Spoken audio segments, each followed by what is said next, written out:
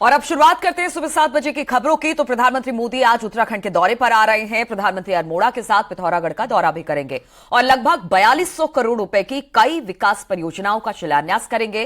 प्रधानमंत्री मोदी यहां आदि कैलाश और ओम पर्वत के दर्शन करेंगे और नारायण आश्रम भी जाएंगे। देश के 75 साल के इतिहास में ऐसा पहली बार हो रहा है जब कोई प्रधानमंत्री चीन और नेपाल सीमा के निकट स्थित इन जगहों पर जा रहा है। इस वजह से प्रधानमंत्री का यह दौरा और भी महत्वपूर्ण हो जाता है। प्रधानमंत्री मोदी सुबह 8:30 बजे जोलिंग कांग पहुंचेंगे और यहां पर आदि कैलाश के साथ साथ पार्वती कुंड के दर्शन पूजन करेंगे और उसके बाद मंदिर में पूजा अर्चना करेंगे। इसके बाद प्रधानमंत्री मोदी सुबह 9:30 बजे गुंजी गांव पहुंचेंगे और लोगों से मुलाकात का कार्यक्रम है प्रधानमंत्री का। साथ ही इस दौरान सेना, आईटीबीपी और बीआरओ के जवानों से भी प्रधानमंत्री मिलने वाले हैं। इसके बाद प्रधानमंत्री मोदी अल्मोड़ा दोपहर 12 बजे पहुंचेंगे, जहां से वो जागेश्वर धाम पहुंचेंगे और यहां पर दर्शन और पूजन करेंगे।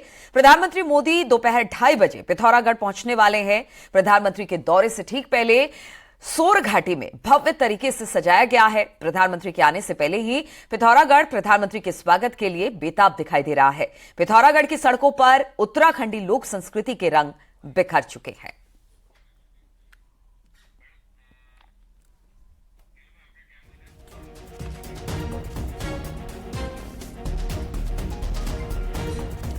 तो प्रधानमंत्री का आज दौरा है और इस दौरान तैयारी पूरी कर ली गई है। शैलेंद्र नेगी इस वक्त हमारे साथ पिथौरागढ़ से जुड़ गए हैं।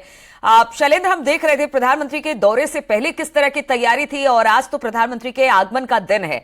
किस तरह से आज पूरी तरह से उत्तराखंड तैयार है, खासतौर पर पिथौरागढ़, उसके आसपास के इलाके, किस तरह के पहाड़ी रंग के साथ प्रधानमंत्री का स्वागत आज होगा?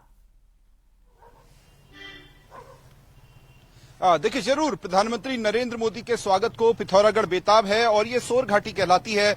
इस समय मैं रोडवेज बस अड्डे के चौक पर मौजूद हूं। हालांकि अभी क्योंकि सुबह सुबह का वक्त है, ठंड शुरू हो चुकी है, लोग कम हैं, लेकिन जैसे जैसे दिन चढ़ेगा प्रधानमंत्री को तकरीबन 2:30 बजे शहर में पहुंचना है और यहीं से होते हुए प्रधानमंत्री का काफिला गुजरेगा। स्पोर्ट्स स्टेडियम जाना है प्रधानमंत्री को और वहीं पर उनकी बड़ी रैली का कार्यक्रम है। और एक तरीके से बीजेपी इस पूरे के पूरे कार्यक्रम के जरिए, इस रैली के जरिए पूरा का पूरा एक चुनावी आगाज करने जा रही है, यानी लोकसभा चुनाव 2024 का चुनावी आगाज भारतीय जनता पार्टी करने जा रही है। इसीलिए पूरे के पूरे शहर को भारतीय जनता पार्टी मय किया गया है। भारतीय जनता पार्टी की तरफ से बीजेपी के झंडे लगाए गए हैं जगह जगह और आपको चौक पर तो बाकायदा जो नेशनल फ्लैग्स हैं वो लगाए गए हैं, क्योंकि भारत के प्रधानमंत्री ये आ रहे हैं और ये लगातार दूसरी बार मौका है। साल 2017 में प्रधानमंत्री नरेंद्र मोदी इसी रास्ते से होते हुए पहुंचे थे स्पोर्ट्स स्टेडियम में, वहां पर उन्होंने रैली की थी और ये दूसरा मौका है पिथौरागढ़ के लिए। और किसी भी शहर के लिए एक बड़ा मौका होता है जब कोई प्रधानमंत्री उसके शहर में आ रहा होता है। और प्रधानमंत्री भी इतने एक्साइटेड है कि सुबह सुबह उन्होंने एक्स किया है और उन्होंने सोशल मीडिया में अपनी बातें पिथौरागढ़ के इस दौरे को लेकर के साझा की है। उन्होंने कहा है कि किस तरीके से वो प्रतिबद्ध है, उनकी सरकार उत्तराखंड का विकास करना चाहती है और विशेष तौर पर जो सीमांत गांव है गुंजी का, वहां आने के लिए किस तरीके से वो बेताब हैं, उसके दीदार को किस तरीके से बेताब हैं। और कई सारी यानी लगभग 4200 करोड़ की योजनाओं का शिलान्यास और लोकार्पण आज प्रधानमंत्री नरेंद्र मोदी यहां से करने जा रहे हैं। और ये सिर्फ यहीं पिथौरागढ़ के लिए घोषणाएं नहीं होने जा रही प्रधानमंत्री के जरिए, प्रधानमंत्री ये घोषणाएं पूरे कुमाऊं के लिए करने जा रहे हैं। या कहना चाहिए कि उत्तराखंड के कई और बड़े शहरों के लिए भी प्रधानमंत्री कई बड़ी घोषणाएं करने जा रहे हैं, जिसमें झीलों के पुनरुद्धार से लेकर के, यानी जो नैनीताल में बड़ी झीलें हैं, नैनीताल को झीलों का शहर कहा जाता है, उसके लिए कई बड़ी घोषणाएं करने वाले हैं प्रधानमंत्री। पिथौरागढ़ शहर की पेयजल योजनाओं के लिए कई बड़ी घोषणाएं करने वाले हैं प्रधानमंत्री। उसके अलावा बागवानी और खेती को लेकर के, क्योंकि उनका विशेष तौर पर फोकस रहा है ऑर्गेनिक खेती को लेकर के, तो प्रधानमंत्री आज उसको लेकर के भी पॉली हाउस किस तरीके से बनने हैं, कितने पॉली हाउसों का निर्माण होना है, तो प्रधानमंत्री की कई बिल्कुल। तो सौगातों के साथ शैलेंद्र प्रधानमंत्री आज पहुंच रहे हैं उत्तराखंड दौरे पर और सबसे बड़ी बात यही है कि आज शहर भी हम देख रहे हैं कि पूरी तरह से बहुत पहले ही जाग गया है प्रधानमंत्री के स्वागत के लिए। चलिए, इस पर आगे भी आपसे हम लगातार बातचीत करते रहेंगे। प्रधानमंत्री कहां पहुंचे हैं, किस तरह से कार्यक्रम रहेगा, लेकिन फिलहाल बहुत बहुत शुक्रिया आपका हमारे साथ जुड़ने के लिए। और चलिए खबरों में आगे बढ़ेंगे। मुख्यमंत्री योगी आदित्यनाथ आज गाजियाबाद के दौरे पर रहेंगे। यहां पर सीएम योगी रैपिड रेल निर्माण कार्यों का निरीक्षण भी करेंगे और प्रधानमंत्री मोदी के दौरे की तैयारियों का जायजा लेंगे। सीएम योगी सुबह 10 बजे गाजियाबाद में हिंडन एयरपोर्ट पर उतरेंगे और वहां से मुख्यमंत्री हेलीकॉप्टर से हरियाणा के रोहतक स्थित बाबा मस्तराम विश्वविद्यालय जाएंगे और फिर दोपहर 3 बजे के बाद में रोहतक से वापस लौटने के बाद में वो CISF इंदिरापुरम मैदान में वसुंधरा सेक्टर 8 में जाएंगे और वहां पर निरीक्षण करेंगे। प्रधानमंत्री के जनसभा स्थल का निरीक्षण करने के बाद में सीएम योगी साहिबाबाद स्टेशन का दौरा करेंगे और उसी दौरान में एनसीआरटीसी के अधिकारी सीएम योगी को प्रधानमंत्री के कार्यक्रम को लेकर चल रही तैयारियों का प्रेजेंटेशन भी दिखाएंगे।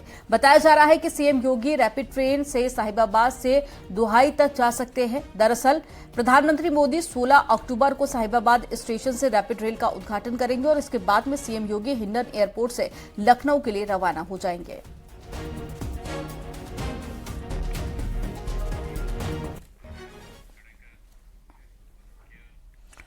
और सीएम योगी आज हरियाणा के रोहतक में चल रहे मस्तनाथ मठ के कार्यक्रम में भी शिरकत करने वाले हैं।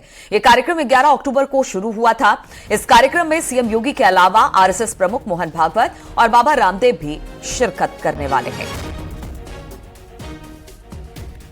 तो मोहन भागवत और बाबा रामदेव आप पहुंचने वाले हैं। मस्तनाथ मठ में कार्यक्रम है जिसमें मुख्यमंत्री योगी आदित्यनाथ भी पहुंचेंगे, साथ ही आरएसएस प्रमुख मोहन भागवत, बाबा रामदेव पहुंचेंगे। 11 अक्टूबर से इसकी शुरुआत हुई थी और आज कई जो मेहमान हैं इस कार्यक्रम में शामिल होने पहुंच रहे हैं।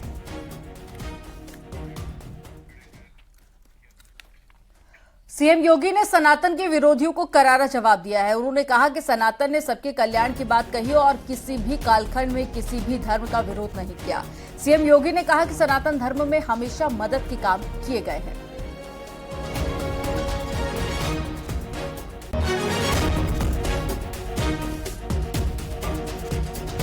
और इन सब के बीच में भी जहां तहां कुछ स्वर उभरते हैं जो अपनी ही जड़ों पर मट्ठा फेरने का काम करते हैं, जब सनातन धर्म को ये लोग कोसने का कार्य करते हैं। सनातन धर्म ने कभी भी किसी भी कालखंड में, मनुष्य तो बहुत दूर की बात है, किसी प्राणी और किसी चराचर जगत से जुड़ी हुई किसी भी